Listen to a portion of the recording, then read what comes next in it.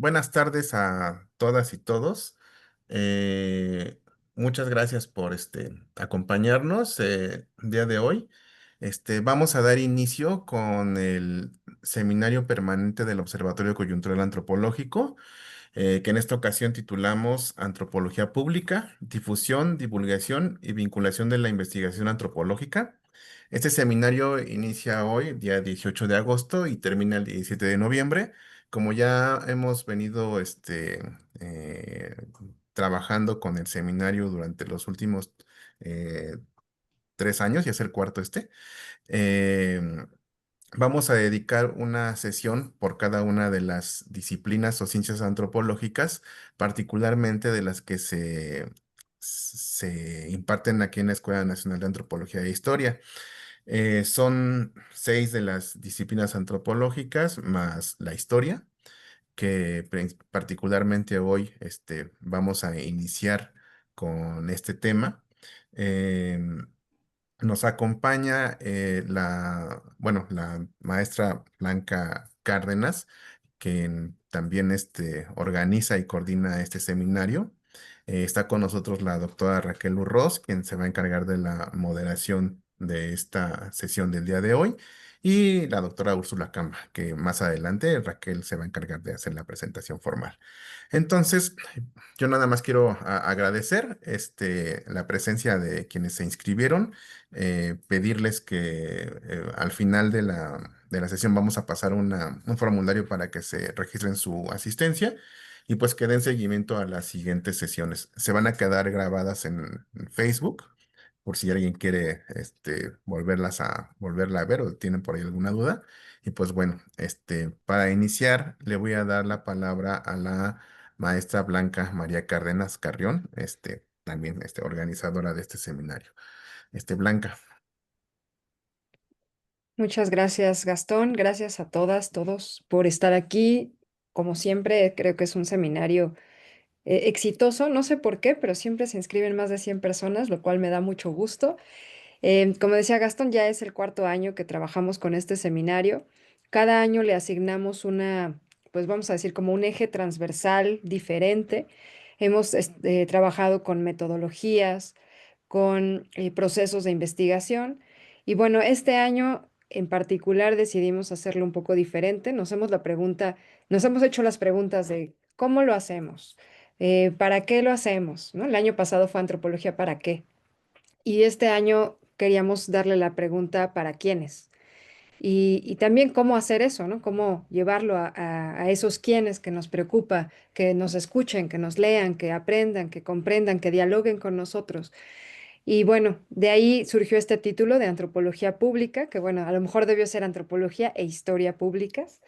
Pero bueno, en esta intención de discutir sobre las tareas de difusión, divulgación y vinculación, que ya iremos viendo a lo largo de las sesiones con los especialistas invitados, que no son la misma, no es lo mismo, son conceptos que a lo mejor se parecen, están vinculados, pero tienen sus particularidades y que bueno, cualquiera de ellos, difusión, divulgación y vinculación, pues nos abre las puertas a diferentes tipos de proyectos y resultados posibles que nos parecen importantes. Entonces, bueno, estoy contenta porque creo que también hoy con las redes sociales, con la televisión, con tantas cosas que tenemos a nuestro alcance, ahora cualquiera casi puede producir videos en redes sociales, ¿no? Pues bueno, hoy viene muy bien hablar de comunicación, pero viene bien también problematizarla, ¿no? No es cualquier cosa, no es solo grabar un video y ya, o hacer una infografía, que tenemos los recursos a la mano, hay que problematizar un poquito cómo hacer buena difusión, buena divulgación y buena vinculación. Pues bueno, pues me da gusto estar acá. Tenemos 7 sesiones a lo largo de los próximos meses, cada una dedicada a diferentes ciencias antropológicas. Hoy empezamos con la historia, después tendremos antropología física, etnología, lingüística, etcétera, ¿no? Hasta terminar con todas las ciencias antropológicas que tenemos en la Escuela Nacional de Antropología e Historia. Y en cada una de ellas, pues invitamos a especialistas que se dedican a la divulgación, a la vinculación o a la difusión, o que bien han emprendido proyectos y que nos muestran buenas prácticas de estas tareas específicas. Y bueno, pues ya, no, sin más, bueno, sí pedirles que asistan, que inviten a más personas a que se suman a estas discusiones, que sí se comprometan con estar aquí cada sesión, creo que va a haber buenos temas. Y pues bueno, yo sé que estamos transmitiendo en vivo, quienes están en vivo, pues, desde donde nos estén escuchando, pues gracias también por participar, digamos, de manera menos escolarizada, pero también importante. Creo que el OCA, reconocer que el OCA hace una tarea muy importante en estas tareas, en estas actividades precisamente, para mí ha sido un parteaguas, ¿no? Conocer trabajar con Gastón y con todo el equipo del Observatorio Coyuntural Antropológico que hace posible estos seminarios y actividades diversas. Entonces, bueno, pues los dejo ahora sí con Raquel Urroz, quien es nuestra comentarista y moderadora del día de hoy, que va a presentar a su vez a nuestra invitada, la doctora Úrsula Camba, quien va a platicar sobre la divulgación y comunicación de la historia. Pues adelante, Raquel, y bienvenidos a todos. Hola, hola, ¿qué tal a todas y todos? Muchas gracias, Blanca, y gracias, Gastón. Gracias al equipo de Loca por invitarme y por invitar a quien voy a presentar a continuación y por dar espacio a este tema tan fundamental en nuestros días, cada vez más, con las redes sociales, darle este espacio a la historia entre las ciencias antropológicas y y sobre todo con esta ponente que es alguien, no solamente es una historiadora seria, sino que es una de las más reconocidas y conocidas especialistas en la difusión de la historia en México. Entonces creo que es una gran oportunidad para todos los que nos estamos conectando para hacer preguntas y reflexiones en torno a la historia y qué está pasando con la historia en nuestros días. Entonces, bueno, ya sin más, yo quisiera presentarles a Úrsula Camba Ludlow y dejarla hablar. Y después, ya podremos más adelante comenzar a un poco a recibir sus preguntas y a ver ella qué nos podrá responder al respecto. Entonces, les cuento un poquito de ella. Ella es licenciada en Historia por la Universidad Iberoamericana y maestra y doctora en Historia por el Colegio de México. También realizó una estancia postdoctoral en la UNAM, también en el campo de la historia. Ha escrito diversos artículos y tiene 7 libros publicados sobre el periodo virreinal. Sus áreas de reflexión comprenden la historia de las mentalidades, la historia cultural, el periodo de la Nueva España, afrodescendientes, la Inquisición, Hernán Cortés, Malintzin, la conquista de México, etc. Se ha especializado en la asesoría de guiones para series históricas, de televisión y en la difusión de la historia de México en medios digitales y en las redes sociales. Entonces, el título de su conferencia en este día es El camino de la difusión hacia la divulgación, un recorrido por los procesos de síntesis y comunicación. Adelante, Úrsula, y muchas gracias por estar aquí con nosotros en el OCA. Bienvenida. Muchas gracias, Raquel. Gracias a Gastón y a Blanca por la invitación y a Raquel, que ha sido la intermediaria para que yo pueda estar aquí con ustedes hoy. Les agradezco mucho el espacio y también le agradezco mucho a la gente que se conecta, que podría estar haciendo cualquier cosa más divertida como ver una serie o leyendo un libro y que decide que, pues no, que quiere escuchar lo que tenemos que decir. Eso les agradezco mucho a ustedes también su atención y su tiempo. Y bueno, empecemos como por un prejuicio, vamos a empezar por ahí, por un prejuicio muy sostenido en la academia, que es la difusión es una tarea de segunda clase o de tercera clase. Es decir, nos entrenan a todos para ser investigadores. Y entonces nos dan todas las herramientas metodológicas, todos los marcos teóricos habidos y por haber, todos los autores, toda la formación para que hagamos una investigación sólida, el análisis de fuentes, un montón de cosas. Pero en el momento en que tenemos que transmitir ese conocimiento, ahí todo se hace como pedazos. Primero, ¿por qué? Porque durante muchos años eso se tomaba como algo sin importancia. Y dos, porque no nos enseñan cómo hacerlo, porque no se le ha dado la importancia que en realidad tiene. La divulgación es súper, súper importante, porque no sirve de nada que ustedes tengan hallazgos fabulosos si solo los van a discutir con sus compañeros de cubículo. Eso es, en el mejor de los casos es pues un poco egoísta, y en el peor de los casos es elitista, porque el conocimiento tiene que ser para todos. El conocimiento tiene que ser para todos, tiene que ser accesible para todos, que la gente entienda lo que estás diciendo. Entonces, hay autores, por ejemplo, que les encanta escribir como para que no los entienda nadie. Y entonces, mientras más farragoso, más complicado, más lleno de retruécanos, mejor, para que nadie les entienda.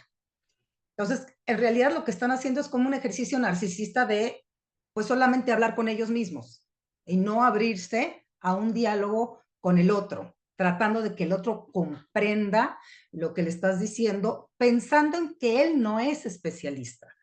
Es decir, hay que partir de que el público que te lee cuando haces divulgación no es que sea estúpido, es que no sabe lo que tú sabes, así como tú no sabes lo que sabe un plomero, no sabes lo que sabe un cerrajero o no sabes lo que sabe un médico. Es así.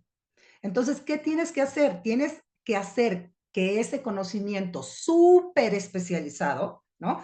Tendemos mucho hacia, me especialicé en las fiestas patronales de Tlaxcala entre 1814 y 1816, ¿no? O sea, se ha atomizado mucho el conocimiento y esa atomización también no ha permitido que se difundan esas investigaciones. Ya ustedes verán más adelante estas diferencias. Para mí, digamos, la difusión tiene que ver con este conocimiento que compartes con otros congéneres, digamos, que se dedican a lo mismo que tú, y la divulgación tiene alcances muchísimo más amplios y vías de comunicación también más diversas, a mi parecer. Ahora, ¿qué sucede cuando pues estudiamos, por ejemplo, la licenciatura, que las escuelas de pensamiento, por lo menos hasta hace algunos años en la ENA y en la Ibero, en términos de teoría de la historia, eran muy parecidas? ¿No? Leíamos a Habermas, a Gadamer, a Foucault, a Desertó, por supuesto, a Luhmann, a Lukács, a todos esos grandes filósofos del 20. Pero ¿qué sucede? Que eso de pronto es como, pues acá filosofando, pero ¿cómo lo aterrizas en el conocimiento para los demás? Ahora, ¿qué es lo que está sucediendo? Que nosotros, digamos, los que nos dedicamos a las humanidades, pueden ser historiadores, arqueólogos, antropólogos, las ciencias sociales en general, las humanidades, hemos dejado un hueco muy grande en la divulgación. Y ese hueco lo han ido llenando personas que no tienen la preparación o la solidez necesaria para transmitir el conocimiento. Y eso es culpa de nosotros. O sea, tenemos que hacer un acto, y es muy importante hacerlo, de autocrítica. Porque es muy fácil criticar a la gente que está haciendo divulgación, pero ¿qué estás haciendo tú para tomar ese lugar? ¿Qué le estás ofreciendo a la gente? Le estás ofreciendo a la gente algo entretenido, algo que comprende, algo que le es interesante, algo que le resuena. Finalmente estamos en las disciplinas humanísticas o sociales. ¿Por qué? Porque nos interesa el otro, porque nos interesa resonar en el otro, ¿no? Si no estaríamos a lo mejor, no sé, analizando, qué sé yo, el clima o algún otro fenómeno que siempre tiene que ver con el ser humano, ¿no? Pero en términos más materiales. Entonces, si ustedes se meten, por ejemplo, a TikTok, sobre todo en TikTok, yo lo he visto más, pues que es una red para gente muy joven. En TikTok y en Instagram, sobre todo, encuentras cosas que son francamente basura. Son basura. No les voy a decir nombres, no les, porque ustedes tendrán criterio, se meterán y lo verán. ¿A qué me refiero con basura? Son eh, clips o son gente que no se dedica a la historia, a la arqueología, a la antropología, que a lo mejor toma datos de Wikipedia, no porque Wikipedia esté mal, pero ustedes saben que tiene siempre sus asegúnes, ¿no? Porque es una cosa que todo el tiempo se está moviendo en razón de los editores que le meten mano.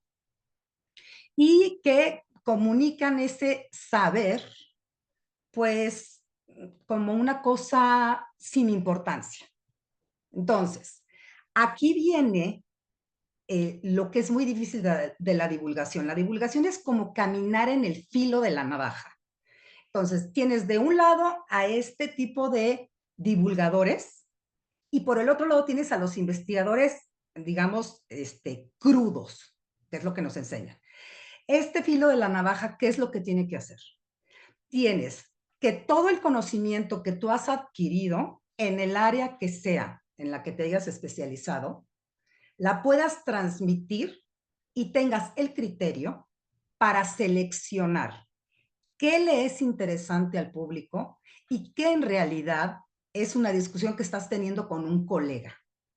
Es decir, nos entrenan para ser lo más específicos posible en una investigación, ¿no? Entonces tienes que checar tal fuente, pero quién le contestó a tal fuente, pero busca entonces en tal archivo y mientras más notas a pie de página tengas, pues mejor. Las notas a pie de página terminan siendo una trampa y una manera de esconderse. ¿Por qué?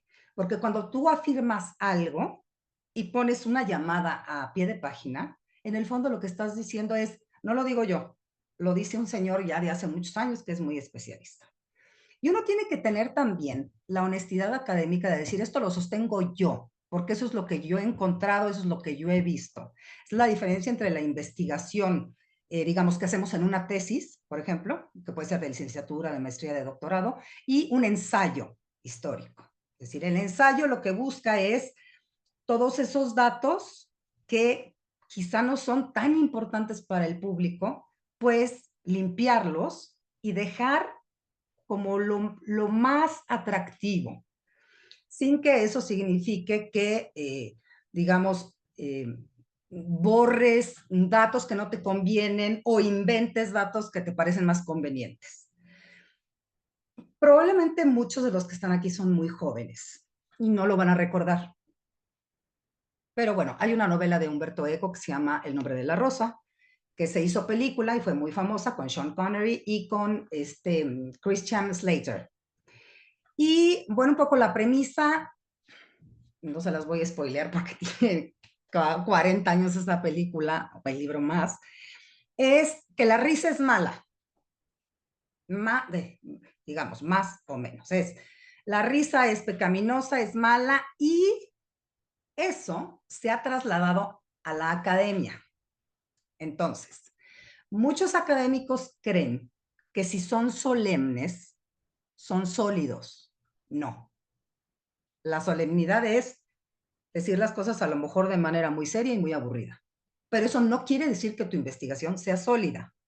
Por el contrario, de pronto la divulgación les parece que si es muy chanzona, muy de bromas, muy de risas, entonces no es un trabajo serio.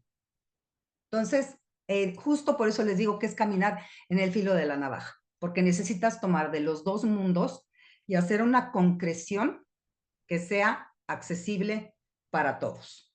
Ahora, yo les puedo platicar de la experiencia que yo he tenido en diversos medios que tienen que ver con divulgación. Cuando yo estudié historia, había 3 subsistemas, digamos, 3 especialidades que tú podías, digamos, tomar, que eran investigación, docencia y divulgación. Y divulgación en realidad terminó siendo, pues, periodismo. O sea, las clases que tomábamos eran de periodismo, con maestros muy buenos, pero pues era periodismo.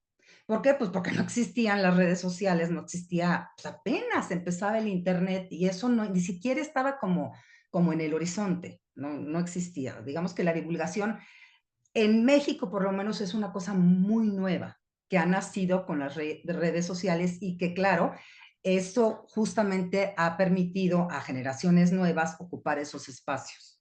¿Por qué? Porque son los que mejor manejan esa tecnología. De pronto, si a alguien le dices, alguien de 60 años, ábrete una cuenta de TikTok, te va a decir, pues apenas puedo con el WhatsApp. El TikTok ya es como muy complicado, ¿no? Entonces, yo ¿en qué he trabajado? Bueno, yo he trabajado asesorando series históricas para Canal 11, para Noticieros Televisa y para Prime Video. Esa es mi experiencia. La asesoría de guiones es muy difícil. ¿Por qué? Porque yo siempre que veía un programa histórico, una telenovela, las de Carla Estrada son buenísimas, una telenovela, una película, yo decía, eso está mal, ese personaje no está ahí, eso está mal dicho, no. Cuando estás del otro lado de la pantalla, te das cuenta de lo difícil que es, porque tienes que lidiar con, primero, los egos de los actores, segundo, los caprichos de los directores, tercero, el presupuesto de los productores. Es decir, hay un montón de factores que no necesariamente tienen que ver con la preparación del historiador, sino con lo que el productor o director quieren comunicar. Es decir, de pronto la gente confunde una serie histórica con un documental. Una serie histórica es una ficción. Es una ficción. ¿Qué le importa al productor o al director? El drama, la tensión, tener al espectador pegado, que no diga en estas miles de ofertas, esto ya me aburrió, me voy a otra cosa. El documental no, el documental tiene pretensiones de verdad, como tendría una investigación que hacemos en el archivo, ¿no? Eso por un lado. Entonces, les voy a platicar una anécdota que me gusta platicar porque es como muy reveladora de, pues, estas complicaciones que pueden suscitarse en la producción de lo que sea, una película, una serie, una telenovela. Cuando fue el bicentenario de la independencia, Televisa hizo una serie ambiciosísima, ambiciosísima en términos de dinero y de actores. O sea, estamos hablando de Diego Luna, Luis Gerardo Méndez, no sé si estaba Tenoch Huerta, esta mujer de Como agua para chocolate, se me olvida su nombre, ahorita me lo dicen. Irene Azuela, que apenas empezaba, es decir, actores, pues muchos que estaban, digamos, surgiendo y otros ya consagrados, muy importantes.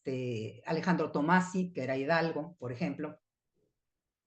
Entonces, pues los guiones se escribían y se iban modificando porque conforme los actores se enteraban, decían, yo quiero participar, o sea, esa serie suena fantástica. Y entonces, claro, había que acomodar el guión para que apareciera Santana junto a, no sé, Mariano Matamoros, o sea, había que hacer pues cosas que de repente era estirar mucho la liga. Una escena en particular, esto para mí fue como muy revelador, porque a ver, la divulgación, y esto lo van a ver ustedes, es como Machado, se hace camino al andar. No hay nada escrito. O sea, vamos caminando y pues lo vamos haciendo porque es una cosa bastante nueva. Uno de los capítulos era el fusilamiento de Hidalgo. Me acuerdo perfecto que lo grabaron en el convento de Acolman. Entonces, pues pusieron paja en un muro donde no se viera, porque acuérdense que a Hidalgo lo fusilan en la catita de Baján, o ahí lo agarran, no me acuerdo, en un lugar del norte, Chihuahua, Coahuila. Aquí tenemos a la geógrafa, que es Raquel, que ya después aclarará. Yo, geografía, yo mal, muy mal, ni con la guía Roji, ni con el Waze, ni con nada. Bueno, el caso es que la escena era el fusilamiento de Hidalgo. Hidalgo estaba muy bien caracterizado, traía perfecto el trajecito ese negro con el que lo hemos visto en los murales, ¿no? Todo. Sucio, sudado, porque se supone que estaba en el norte, un calor terrible. Y yo de repente vi al ejército que lo iba a fusilar. Y sí, traían, pues, que a lo mejor esas casacas que usaban los dragones de la reina, que ustedes las han de haber visto en todos los que están, cuando sale Allende, por ejemplo, retratado, Morelos, traen esta casaca de dragón de la reina, que es una roja muy bonita con bordados de oro.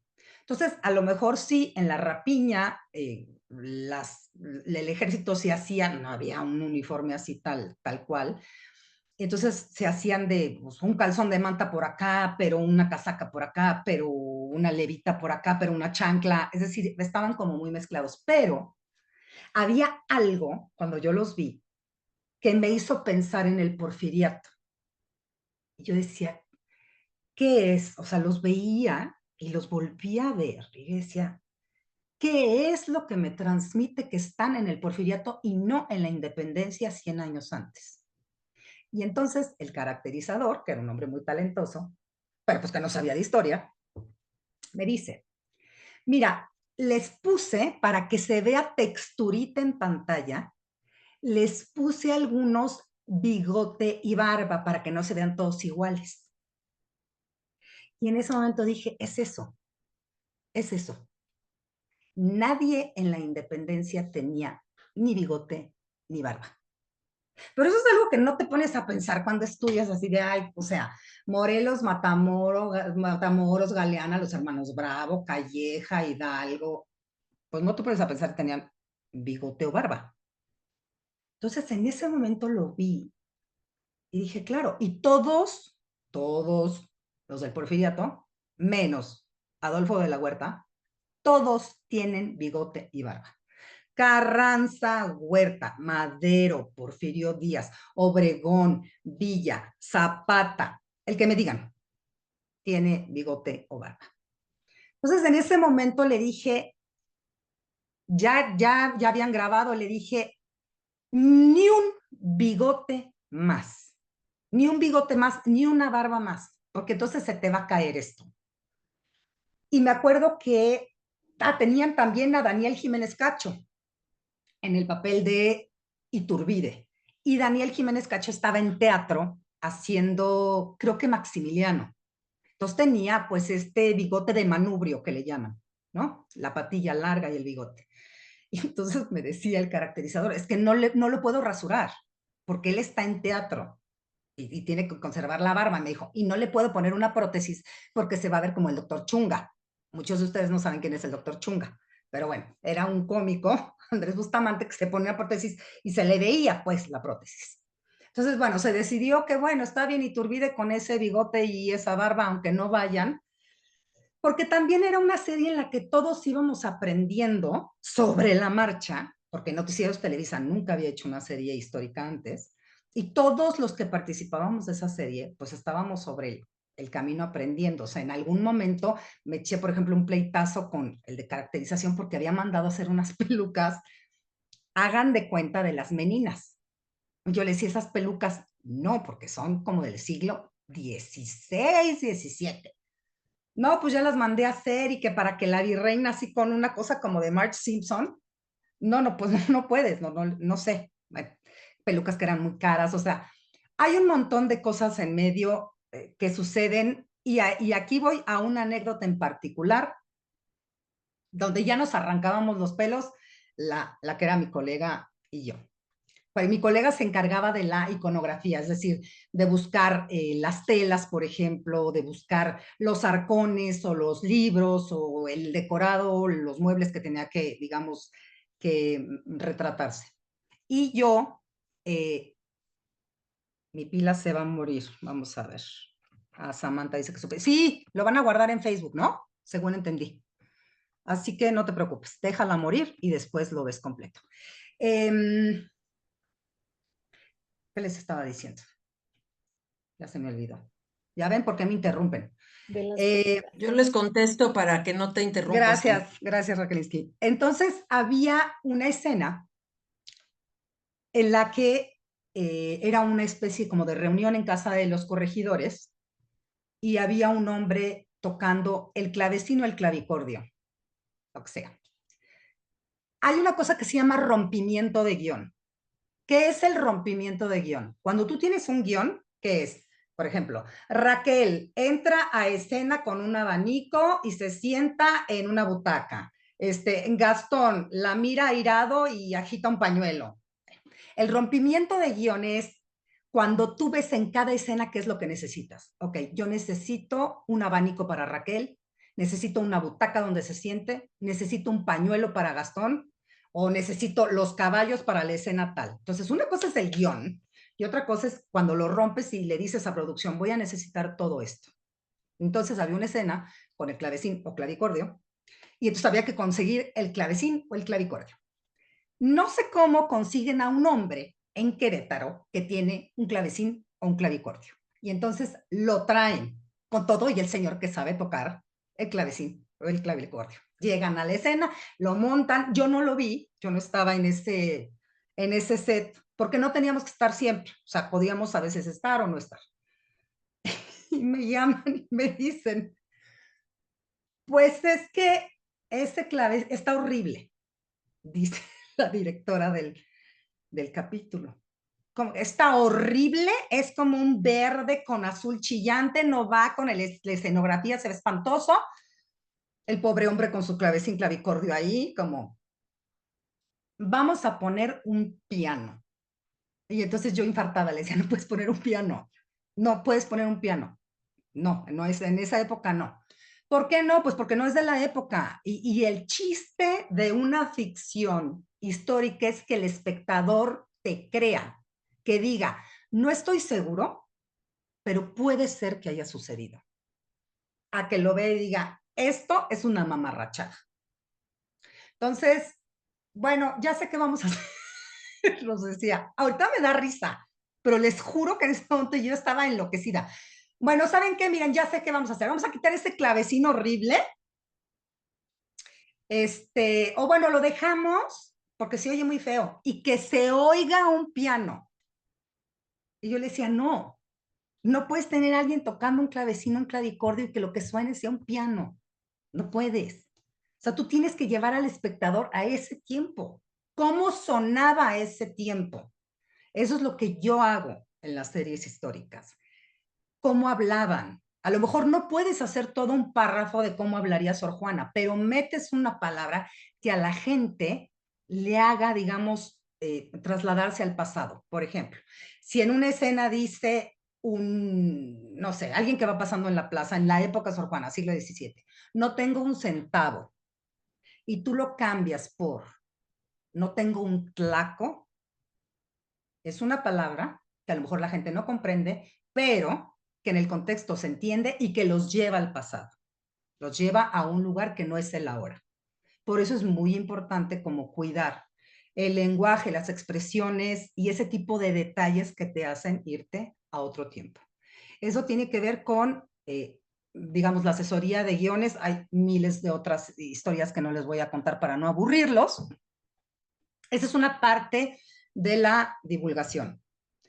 Que a mí, claro, cuando yo estudiaba, a mí me parecía fantabulosa. Yo decía, eso está increíble, eso quiero hacer yo. Cuando ya estás ahí, dices, híjole, no está tan fácil como yo pensaba. Y luego, además, la gente lo ve en pantalla y ¿qué dicen? Eso es culpa del historiador. No, pero no les vas a decir, ay, no, ¿qué creen? Yo aquí tengo un texto donde le dije al director que eso estaba mal. Pues no, no vas a hacer eso, de modo, ¿no? ¿Qué otros medios ahora, afortunadamente para las nuevas generaciones, tienen a su alcance muchas herramientas de comunicación que son además fáciles? O sea, por ejemplo, yo empecé a grabar videos en TikTok, pero me tardaba más en editar el video en TikTok que en grabarlo. Y entonces se me encimaba la música o se me encimaba la voz o lo di por perdido. Dije que la generación que viene atrás lo haga. O sea, yo esto, pues me podré entrenar, pero ya me siento como fuera de onda, ¿no? Y tienen Instagram, por supuesto, y YouTube, ¿no? Y eso les permite eh, tener espacios que antes era imposible tener. O sea, cuando yo les hablo de esta serie, les hablo de un tiempo en el que empezaba el WhatsApp, empezaba. Y entonces la única manera que tenías era pues hacer difusión por la tele, por el radio que siempre han pagado una madre, perdónenme la palabra, que es muy bonito el radio, pero paga muy mal. O el cine, pues si ya te iba maravillosamente. Ahora, ¿qué sucede con el cine? En mi experiencia. Cuando fue en 2021, que fueron los 500 años de la invasión, conquista, expoliación, como le quieran llamar, me invitaron a hablar con varios cineastas sobre películas de la conquista en la Asociación Asociación Cinematográfica de México, no sé, la que da los Arieles. Es una casa que era de Luis Buñuel, ahí en la del Valle. Entonces estaban varios cineastas y estaban discutiendo. Y hay una película que a mí en lo personal, pues no me gustó.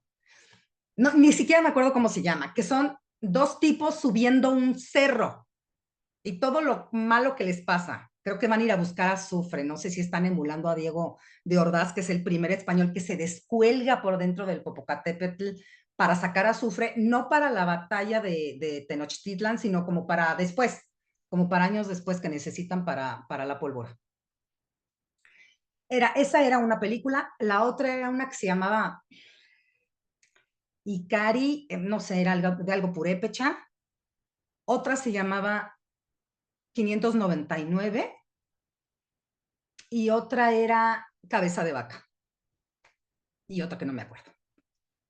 Entonces estaban platicando y una de las que intervenía decía, es que hay que tomar en cuenta el trabajo que les costó grabar eso en la montaña y las inclemencias del tiempo y la erupción del quién sabe qué. Y yo, bueno, ahí me entró la prudencia y no se lo dije, pero lo que yo pensé es, a nadie le importa el trabajo que te costó. A la gente le importa el producto que ve en pantalla. Es lo mismo que un libro.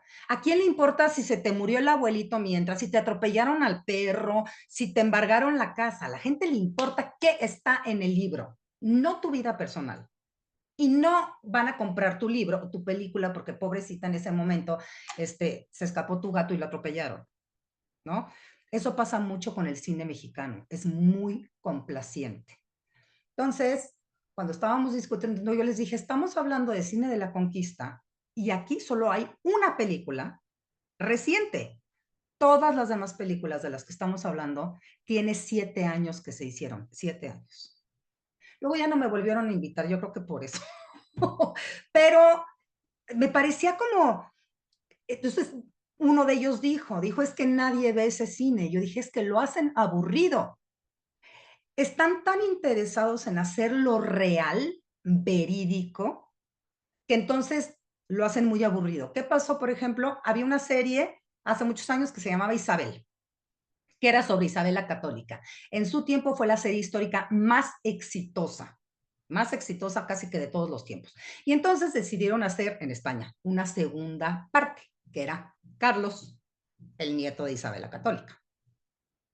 Pero entonces se les ocurrió, ¿por qué no? Que como era flamenco, pues unos hablaran en flamenco, pero otros hablaran en náhuatl, que otros hablaran en latín, que otros hablaran en español. Y la serie se les cayó. O sea, la serie se les cayó, no hubo forma de levantarla, porque para la gente era muy aburrido oír a unos, no, hablar en latín, otros hablar en español, otros hablar no sé. Entonces, tiene su chiste la divulgación, no es como ay, cualquier cosa te dan el guión y tú ya te lees un libro y lo colocas y lo colocas en su tiempo, ¿no? Hay un montón de cosas que hay que tomar en cuenta. Y yo les diría, ya para terminar, y no sé si Raquel quiere hacer algún comentario o alguna pregunta a ustedes, es una cosa que les voy a decir que es terrible, pero es real. La gente es muy agradecida con el conocimiento que uno les transmite. O sea, la gente sí quiere saber. No es cierto eso de que no les interesa, que les vale gorro, nomás les importa el fútbol. No es cierto. A la gente le interesa, la gente quiere saber, pero quiere saber en términos que les sean comprensibles. ¿Quién va a ser su peor enemigo? Sus colegas. Si se van a aventar en ese camino, se van a tener que enfrentar a colegas que los van a criticar, no hacen divulgación, pero igual los van a criticar, les van a decir que por qué dicen esto y no aquello, los van a tachar de qué sé yo, porque esa es mi experiencia y la experiencia que yo he visto en otros colegas. ¿Por qué? Porque desde la academia lo que se busca es otra cosa. Otra cosa, se busca el detalle del detalle del detalle del detalle de la fuente de la fuente de la fuente. En la divulgación no, aburres a la gente. La gente no le interesa saber esas cosas, ¿no? Entonces, digo, que lo tengan en cuenta, porque pues parece un camino de rosas, pues un camino bien espinoso. Tiene sus recompensas. Sí es muy bonito cuando la gente se acerca y te dice que nunca le gustó la historia, pero que después de ese libro pues le dio una oportunidad y ahora le gusta. Con uno, dos, tres que lo reciban está bien, no se trata de hacer una cosa de masas, ¿no? Las conciencias también, digamos, se van conquistando poco a poco y de una en una, ¿no? No esperemos tampoco los grandes resultados como han tenido algunos youtubers, que en realidad no son historiadores, pero que son muy populares, ¿no? Entonces, yo les diría esto, les agradezco su atención y pues quedo disponible para cualquier pregunta, duda, sugerencia, queja, no se la dan a Gastón, a Raquel o a Blanca, a mí no. Gracias. Gracias, Úrsula. Muy interesante tus experiencias, muy diversas, muy locas. Y a mí la primera impresión que me da es que es otro camino que el del historiador como aprendemos en la academia. Entonces parecería que son dos caminos, dos disciplinas, dos mundos totalmente diferentes, peleados uno con el otro. Entonces, me gustaría que un poquito ahondaras y al público le explicaras cómo es, cómo es, digamos, la carrera de historia. Claro que han cambiado las cosas, pero más o menos están enquistadas y son rígidas en general en el mundo de la historia, en el mundo académico. Es decir, ¿qué fundamenta a la historia desde el punto de vista de la teoría, los conceptos, la historiografía, todos los fundamentos de la investigación en la historia que nos hacen historiadoras y que eso no necesariamente, como dices, se tiene que reflejar o sí se tiene que reflejar en la divulgación, porque ¿qué le importa al espectador de dónde tú abrevaste o de qué filosofía de la historia aprendiste en el tercer semestre? Pero a la vez, bueno, o sea, ¿cómo puedes estos dos caminos empatarlos para que se note tu trabajo, tu profesión y tu formación de un historiador o historiadora seria? No sé si me explico. Sí, sí, te explicas perfecto. Es que fíjate, y Porque parece que están peleados, ¿no? es que y es muy interesante cómo lo formulas, Raquel, porque dices para que se note. Sí, Siempre entonces tiene que ir contracorriente, ¿no? porque Para que mi no trabajo me costó llegar hasta el postdoctorado, entonces por eso nadie quiere, o sea, exactamente, y entonces es para que se note, es para que mis colegas vean que sí soy seria, cuando en realidad pues lo que tienes que hacer es enfocarte en la gente, porque esos son tus interlocutores finalmente. Para tener otra interlocución, pues a lo mejor sí en el medio de la investigación puedes decirle, sí, sí, estoy de acuerdo contigo en este particular, pero no sé, a la gente le interesa esta otra cosa, o a mí me parece que les es mucho más divertido esto. Por ejemplo, el caso de las fechas, Raquel. Los historiadores tendemos muchísimo, muchísimo a poner fechas en los artículos, en los libros, en los documentos. Yo creo que a veces son innecesarias. O sea, sí, a lo mejor sí estás hablando de las leyes nuevas, ¿no? En el siglo XVI. Bueno, pues sí, a lo mejor pones 1542 y esto es lo que se desprendió de eso. Pero hay veces que sobran, que en realidad, o sea, las tienes tú por dentro y tienes que encontrar la manera de formular una idea sin atiborrarla de datos o de fechas. Y aquí voy a lo que preguntas. Uno no puede eludir su formación, o sea, no te puedes borrar como de guía arranque, ¿no? Yo soy solo un espectador sin ningún juicio de valor de por medio y entonces solamente recojo datos y los escribo. Eso sabemos que es una quimera. Sabemos que todos hablamos desde una subjetividad, ¿no? Pero, y tú lo decías que cuando me hiciste el favor de presentar mi libro, que se veía en el libro, pues esto, como las diferentes corrientes de las que yo había como tomado cosas sin ponerlas explícitamente, que las identificas tú porque estás en la disciplina y las puedes ver, pero la gente lo que ve es un relato coherente de principio a fin y que para ellos ofrece verdad, ¿no? Entonces, es difícil porque es como si tuvieras que estar insistiendo todo el tiempo en que tienes una formación sólida. Y llega un momento que te cansas y dices, mira, piensa lo que quieras, ¿no? Ahí está mi currículum, ahí están mis libros, hazte tú una idea o dedícate a hacer divulgación. Y ahí en este ring nos encontramos, casi ninguno se sube. Se quedan ahí como que criticándote, pero pues no se dedican a hacer divulgación. ¿Por qué? Pues, como les digo, es difícil. Pero entonces, ¿cómo reconoces en las redes, en los influencers y youtubers que hacen divulgación histórica sin bases y fundamentos serios con alguien como tú que lleva décadas conociendo este mundo de las redes sociales en donde además te atacan y donde hay mucho odio y donde hay muchas cosas, ¿no? Pero entonces, ¿cómo reconocer? Es que esa es la cuestión y por eso les digo, les dije en el principio que teníamos nosotros la culpa de haber dejado esos espacios vacíos. La gente no lo va a saber. La gente no lo va a saber. Lo Sí. sabes tú.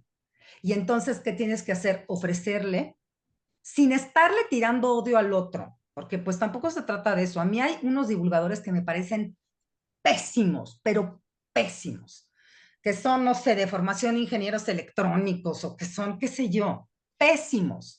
Pero no voy a estar hablando todo el tiempo mal de ellos. O sea, si yo veo que dan un dato que está mal o que inventan cosas, entonces a lo mejor yo puedo decir en un tweet o en un video, explicar desde mi punto de vista cómo creo que son las cosas, ¿no? Y pues ofrecérselo al espectador. El espectador pues tendrá el criterio de escoger tu relato o el otro y eso también es muy respetable, ¿no? A mí de pronto me han llegado a preguntar, ¿qué opina de Chuchito, de fulanito?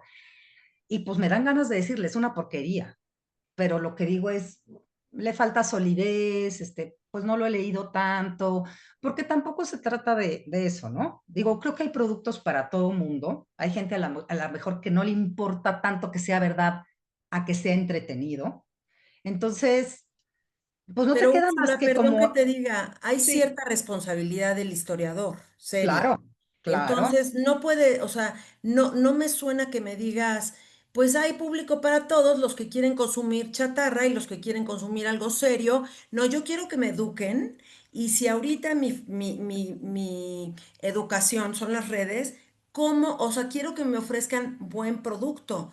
El claro, pero es que problema es es que como, no tengo yo ¿cómo? el criterio para No, no hay cómo, o sea, mira, reconocer te voy a qué es poner un algo serio ejemplo. y qué son. Te voy a A ver. poner un ejemplo, Raquel, de alguien que es muy popular y que lo has de conocer, que es un canal que se llama Historia para Tontos. Así se llama, Historia para Tontos. Y tiene 6 millones de seguidores. 6 millones. Eso para una cuenta que habla de historia es, olvídate, el rockstar. El chavo no es historiador, no sé a qué creo que es, no sé si es politólogo o qué, o sea, es alguna ciencia social, pero no es historia. ¿Qué puedo yo hacer contra eso? Nada, Raquel, nada. O sea, lo que puedes hacer es ofrecer un producto de calidad y esperar que la gente lo tome. O sea, tratar de llenar esos espacios ofreciendo productos de calidad desde, y esto es muy importante, retomando lo que dices, desde sobre todo la honestidad intelectual. Eso es bien importante. Ser honesto con tu trabajo, con tu disciplina y ser respetuoso de tu interlocutor y no tratarlo como un estúpido al que le puedes dar cualquier cosa que se la va a tragar. Pero eso es un trabajo personal, Raquel. O sea, tú no puedes ir por la vida persiguiendo a todos los divulgadores diciéndole, esto es una porquería, tú voy a hacer un video diciendo, bueno, a menos que te encante estar en el ojo del huracán, ¿verdad? Y entonces, pero en realidad te conviertes en un personaje que se pelea y no en un personaje que transmite conocimiento. Entonces, pues sí, yo entiendo que no te guste la respuesta, Raquel, pero pues yo no puedo ir por el mundo diciéndole a todo, esto es una basura, no la vean, esto es una cochinada, no la vean. Pues sí, ganas no me faltan, claro, pero pues el mundo es tan amplio como la gente es variada. ¿Nos puedes contar un poco de tu experiencia en Twitter y de Twitter en las demás redes y platicarnos un poquito las diferencias, desde tu experiencia y los públicos de estas diferentes plataformas? Sí, mira, yo empecé en Twitter porque pues acabando aquella serie de Televisa, pues se acabó el trabajo. Y pues yo estaba muy necesitada de trabajo, no tenía trabajo. La gente de pronto cree que como que lo tienes todo muy fácil, ¿no? Como que has conseguido todo y no saben todas las batallas que hay detrás. No es que importen el producto final, como se los decía hace rato, pero yo se los cuento en mi experiencia particular. Es muy difícil, tocas un montón de puertas. O sea, yo ofrecí proyectos en la Secretaría de Cultura, en National Geographic, en la Ibero. O sea, ya perdí la cuenta de todos los lugares a los que llegué a ofrecer productos y me daban con la puerta en las narices o les parecía caro, les parecía que no valía la pena, qué sé yo. Entonces, cuando llegué a Twitter, tenía yo, no sé, 30 seguidores y el que había sido mi jefe me dijo, tienes que hacerte, me acuerdo perfecto, me dijo, tienes que hacerte de un nombrecito. Dijo, ¿cómo es posible que tengas 80 seguidores? Y yo, es que no sé cómo sirve. Entonces, poco a poco fui aprendiendo, ¿no? La cuenta fue creciendo gracias a que me retuiteaba gente que tenía mucha exposición. Por ejemplo, en aquel entonces, Broso, voy a decirte algo, ¿no? Y después se fueron sumando, pues, gente a lo mejor que tenía mucho peso en la opinión y que, pues, retuiteaba lo que yo ponía y la cuenta creció. Ahora, como diría el dueño de Facebook, ¿cómo se llama? Se me olvidó su nombre. Mark Zuckerberg. Gracias, Mark Zuckerberg. Decía, no puedes hacer 1 millón de amigos sin echarte unos cuantos enemigos. Entonces, si te vas a dedicar a la divulgación, siempre va a haber alguien que te critique, no importa lo específico que sea tu dato, porque yo he visto colegas que hacen hilos súper serios y siempre son los mismos los que tiran odio.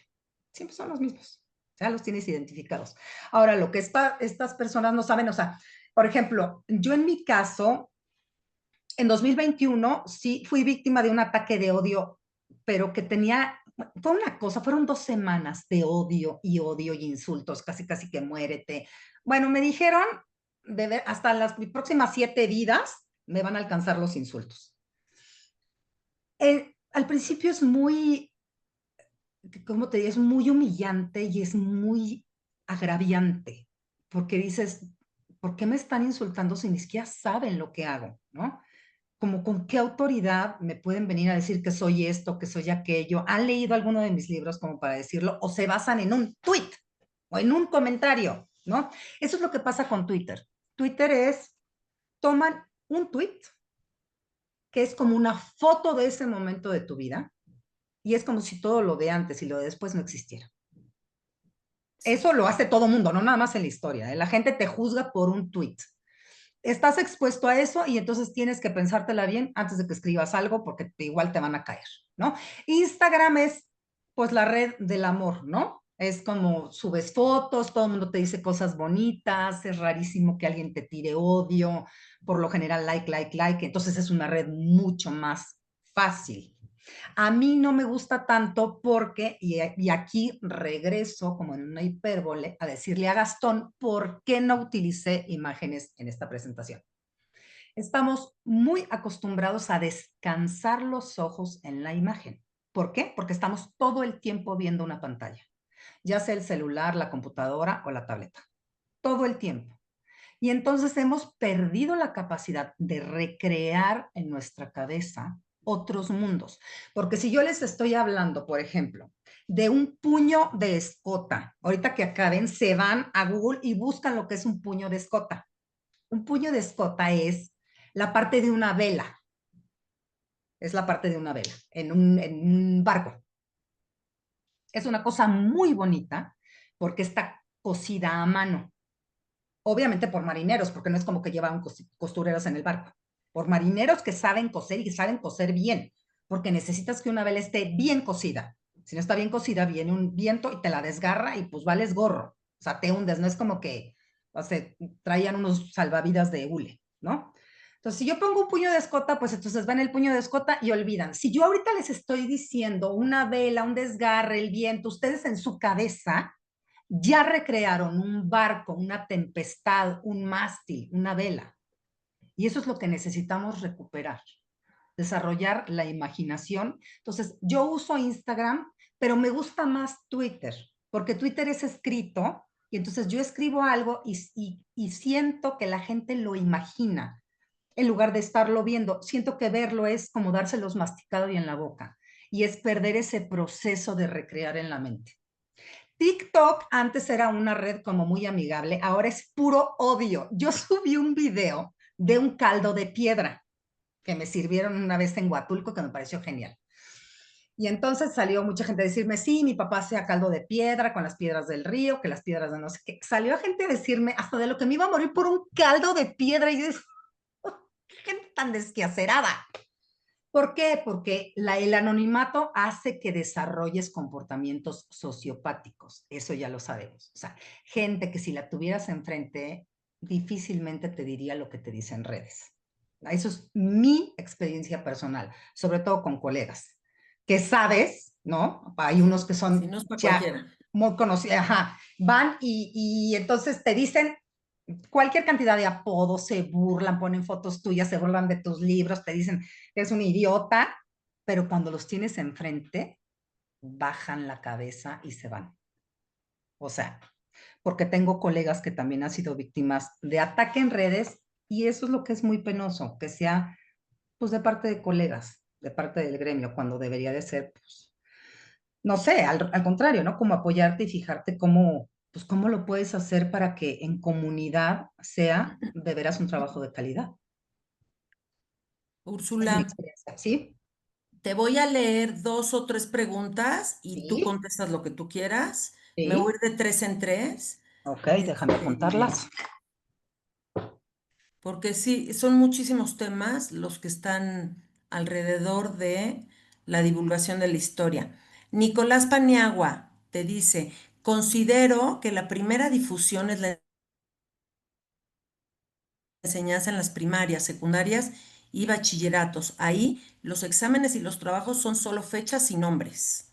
Este, me interrumpes, ¿eh? Yo te sigo leyendo otras 2. Ujú. Marlene Ibáñez, me parece muy valiosa la idea de divulgar con palabras sencillas. Justo me recuerda a lo que decía Richard Feynman, que si no somos capaces de explicar algo de manera simple, probablemente no lo entendemos bien. Creo que ahí está el reto de la divulgación, no solo transmitir información, sino hacerlo de forma clara y cercana para que cualquiera pueda comprenderlo. ¿Cómo lograr entonces un equilibrio entre la precisión académica y la sencillez en la divulgación? Em, Otra más, Una más y ya. Ale, la importancia de transmitir la historia a través de recursos audiovisuales, muy interesante reflexión sobre cómo se abandonan los espacios y se los dejan a otros. En estos tiempos, repensar cómo se puede proponer alternativas. Si quieres hasta ahí y luego Ah, primero, el comentario de la enseñanza en primaria. Totalmente de acuerdo, totalmente de acuerdo. La enseñanza de la historia en primaria es aburridísima. Y en secundaria, o sea, educación básica. Y ustedes estoy segura que van a coincidir conmigo. El 90% de la gente que se me acerca me dice, a mí la historia me empezó a gustar por un profesor que en preparatoria me la contaba como chisme o me la contaba como un cuento, etcétera. ¿Por qué? Porque en la preparatoria ya hay libertad de cátedra, ¿no? Pues las preparatorias, el 90% están incorporadas a la UNAM y hay libertad de cátedra, entonces el maestro puede, sí, con un temario, pero más o menos, pues dar lo que quiere.